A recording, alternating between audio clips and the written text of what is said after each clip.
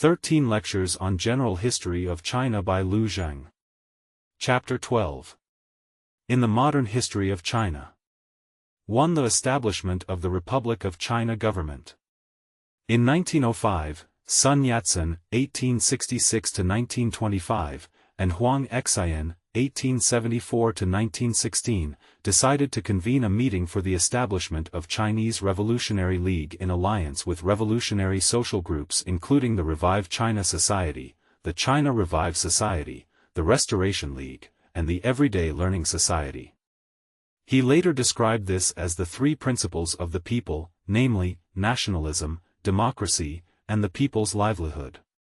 He pointed out that nationalism meant national revolution with a combination of establishing a unified capitalist country and anti-Qing government ruling actions, while democracy meant political revolution against the feudalist autocracy with the aim of establishing a capitalist republic political system. The national and political revolutions in China must be bound together. People's livelihood, or the right to equal land rights, meant initiating social revolution to avoid social problems stirred up by the internal contradictions of capitalism. The Qing rulers responded to the rising democratic revolutionary sentiment with some countermeasures. In the first instance, they tried to gain support from constitutionalists, and in the second, they put down revolts and struggles between different localities. Ever since 1900, when the Qing government had published the new policy, the limits on national capitalist development had been relaxed, while the centralized feudal rule had been strengthened and external relations mitigated. Yet this measure worsened the divisions inside the central ruling party. As a result, local forces such as the one commanded by Yuan Shikai seized their chance and grew stronger, thus intensifying domestic conflicts and the revolutionary situation. Under these circumstances, the Qing authority had no choice but to accept the proposals put forward by constitutionalists and to announce the adoption of a preliminary constitution. In November 1908, when the Emperor Guangxu and the Dowager Empress Cixi passed away in close succession, constitutionalists of different provinces took the opportunity and launched a peaceful petition, calling for the convention of parliament. In 1911, a responsible cabinet consisting mainly of members of the Manchu royal family was formed. This left the constitutionalists totally disappointed and made them turn their sympathy towards the revolutionists. Among these protests, the Sichuan movement was the one which evolved into an armed struggle. However, revolutionary groups initiated an uprising and swiftly occupied Wuchang, Hanyang, and Hankou cities. The leaders announced the establishment of the Hubei military government and changed the name of the country into the Republic of China. They also called on other provinces to revolt and overthrow the Qing government. The Wuchang uprising was an unexpected success. Upon hearing this news, Sun Yat-sen returned from overseas and deliberated over the establishment of the Republic. On New Year's Day 1912, the Republic of China was formally founded, with Sun as its president.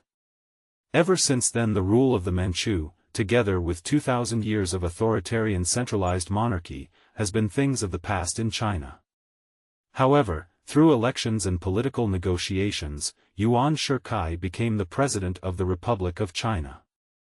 Then, Dr. Sun Yat-sen launched the Second Revolution, aimed directly at Yuan Shikai, the northern warlords, and their autocratic rule.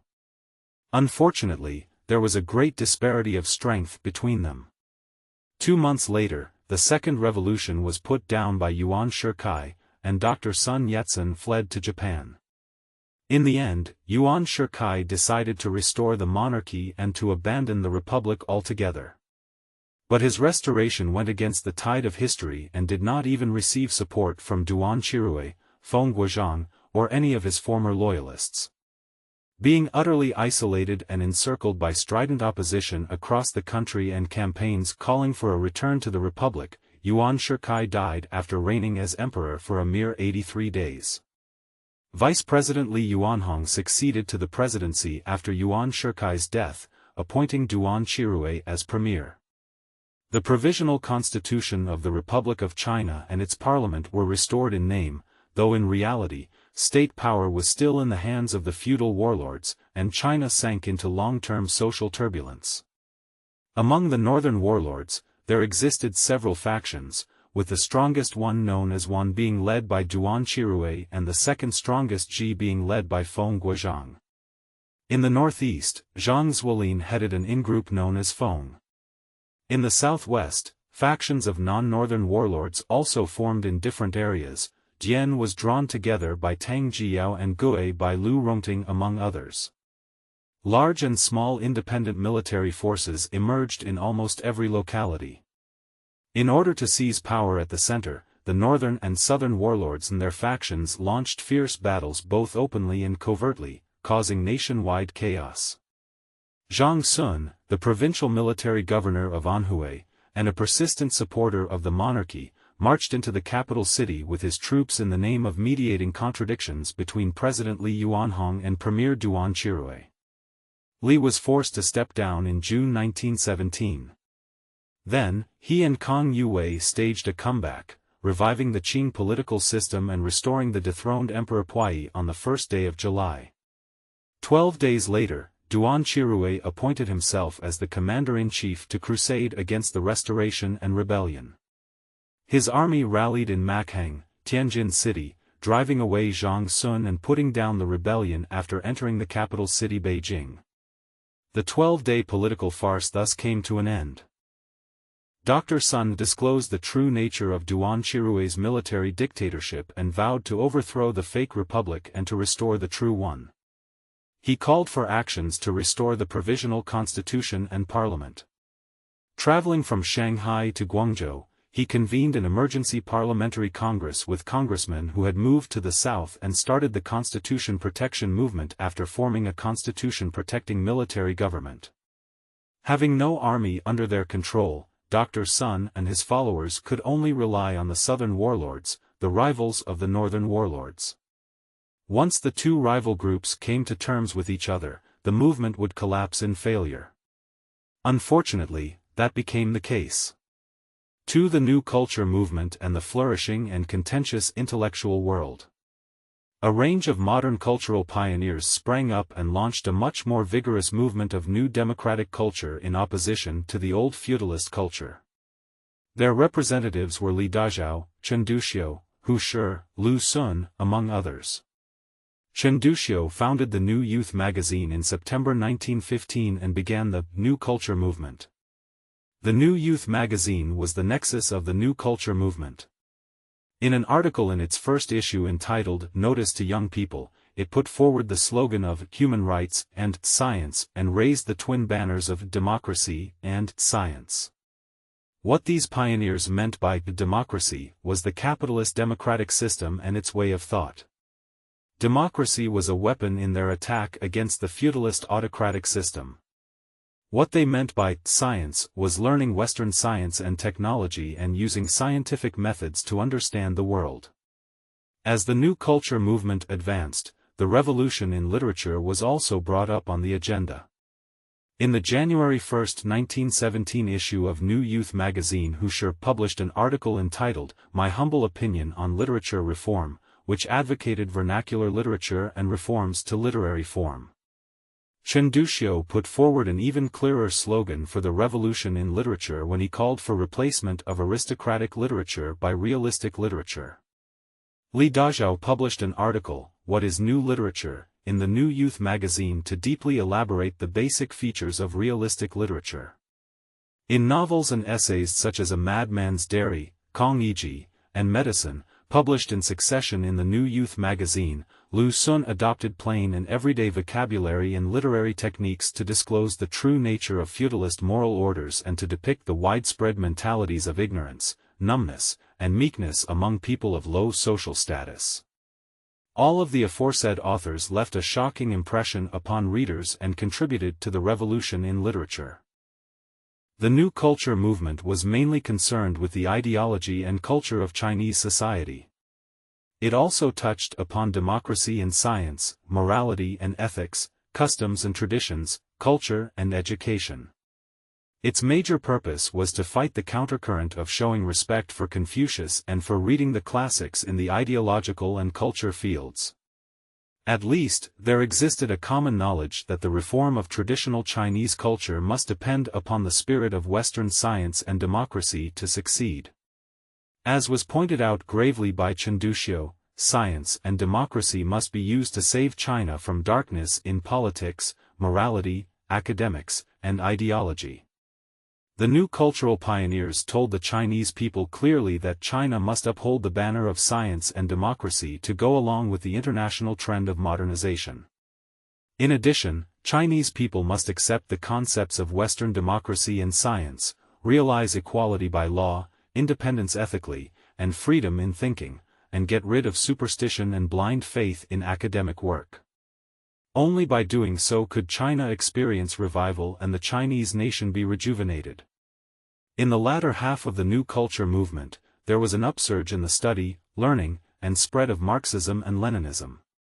China's diplomatic failure at the Paris Peace Conference in May 1919 was a direct cause of the outbreak of the patriotic and anti-imperialist May 4th movement. The emergence of the May 4th movement represented the turning point for the Chinese Democratic Revolution. It marked the end of the old democratic revolution and China's failed attempt to follow the Western path towards modernization. From then on, a new democratic revolution began and the Chinese Revolution entered a new era. After the New Culture movement, various cultural factions were keen on questions of social reform. The KMT government in Nanjing adopted Dai Jitao's thought as its ideological and cultural basis.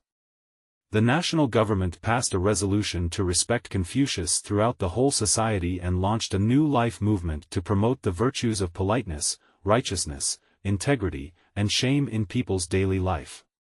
Liang Shuming's 1893–1988 rural reconstruction theory and practice was distinctive. He believed that in order to realize the dream of revival, Chinese people could only follow the path of agricultural civilization but not the Western road under the guidance of Western culture.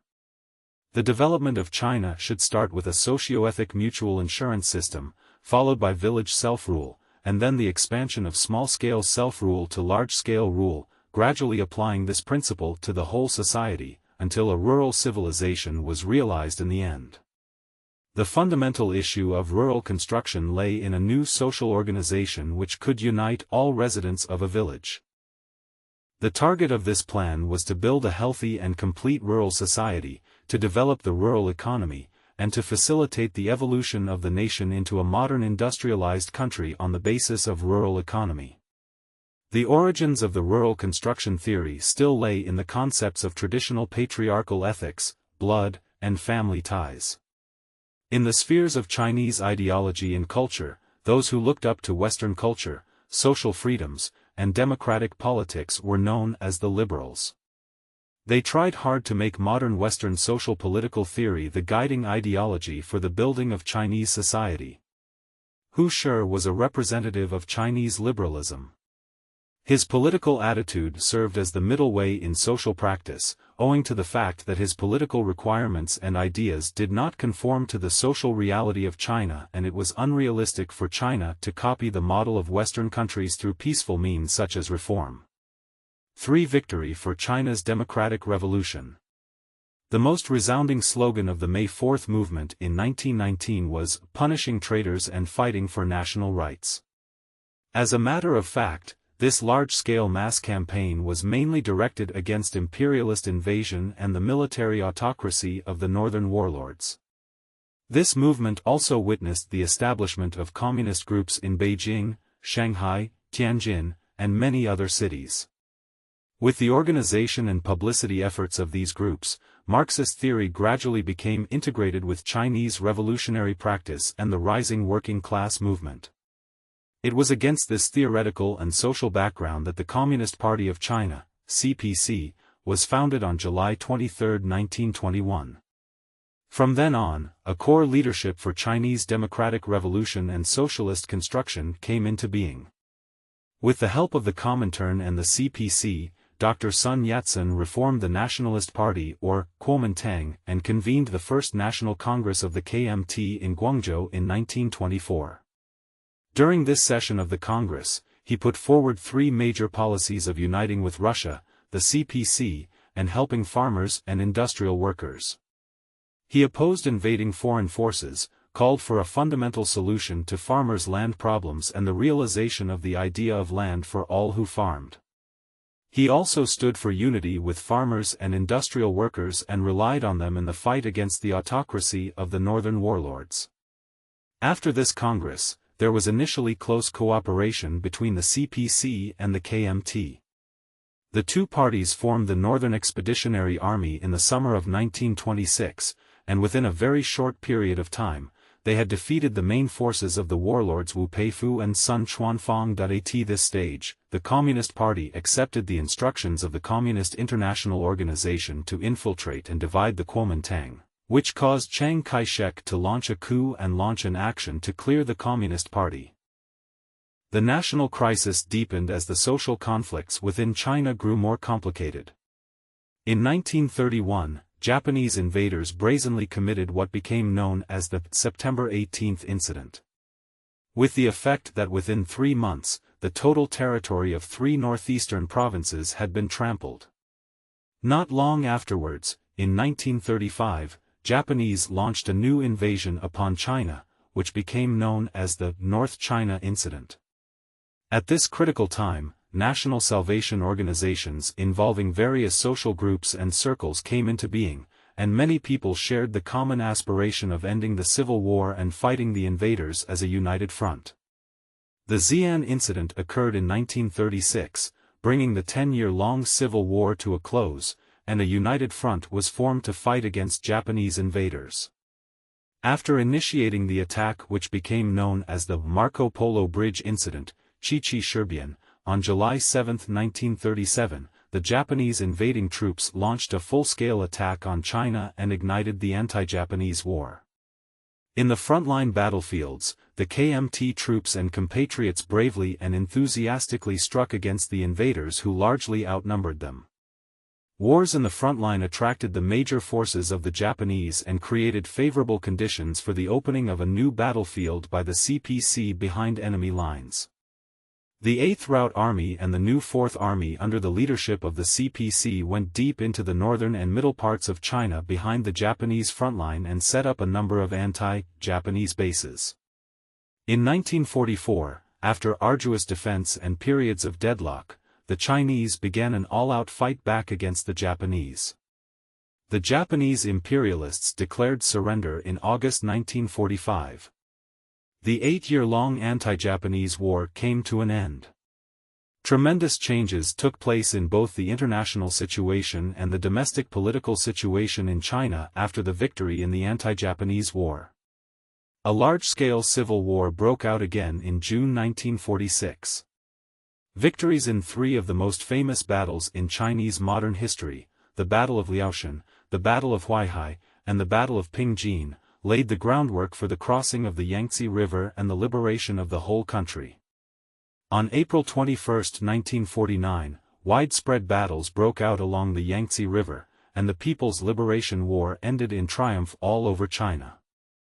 On the eve of the imminent victory in the War of Liberation, the CPC convened its second plenary meeting of the 7th Party Congress in Zibeipo, Pingshan County, Hebei Province, in March 1949. This meeting prepared the party for the mission of building a new China in terms of ideology, organization, and policy.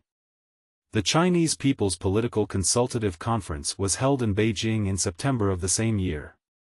This finalized the nature of the regime and agreed on several domestic and foreign policies. The founding ceremony of the People's Republic of China was held on October 1.